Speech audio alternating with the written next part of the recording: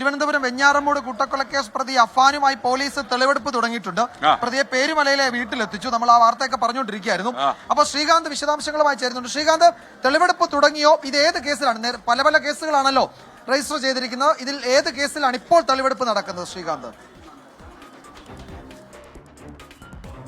നിലവിൽ ഈ പ്രതിയുടെ വീട് കേന്ദ്രീകരിച്ച് നടന്ന കൊലപാതകവുമായി ബന്ധപ്പെട്ടാണ് നിലവിൽ ഈ തെളിവെടുപ്പ് നടക്കുന്നത്. പ്രതിയെ ഇപ്പോൾ സ്ഥലത്തെത്തിച്ച് പോലീസ് സംഘം തെളിവെടുപ്പ് ആരംഭിച്ചിട്ടുണ്ട്.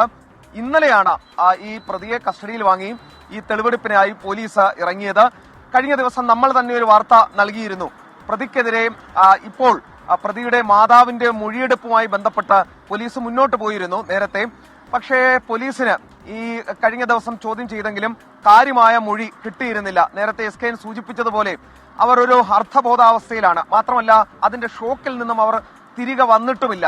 അവർക്ക് ആരോഗ്യ പ്രശ്നങ്ങൾ ധാരാളമുണ്ട്.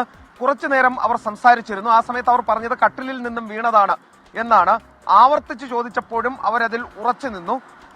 ഒരു പക്ഷേ അവരുടെ ആ ഷോക്കിൽ നിന്നും പുറത്തു വരാത്തതാകാം, ആരോഗ്യ പ്രശ്നങ്ങളാകാം. കൂടുതൽ ചോദ്യം ചോദിച്ചപ്പോൾ ഇപ്പോൾ പറയാൻ സാധിക്കില്ല എന്നുള്ള രീതിയിലാണ് പറഞ്ഞത്. കാരണം അവരുടെ ആരോഗ്യം ചൂണ്ടിക്കാട്ടിക്കൊണ്ടാണ് അത് ഇപ്പോൾ സംസാരിക്കുന്നതിനുള്ള ബുദ്ധിമുട്ട് അവർ അറിയിച്ചത്. പോലീസിന് അത് മനസ്സിലായി. അവർ തിരികെ പോവുകയും ചെയ്തു.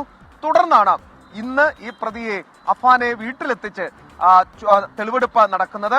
ഇതൊരു പ്രൊസീജിയറാണ്. പോലീസ് സ്വാഭാവികമായും പല കേസുകളായാണ് രജിസ്റ്റർ ചെയ്തിട്ടുള്ളത്.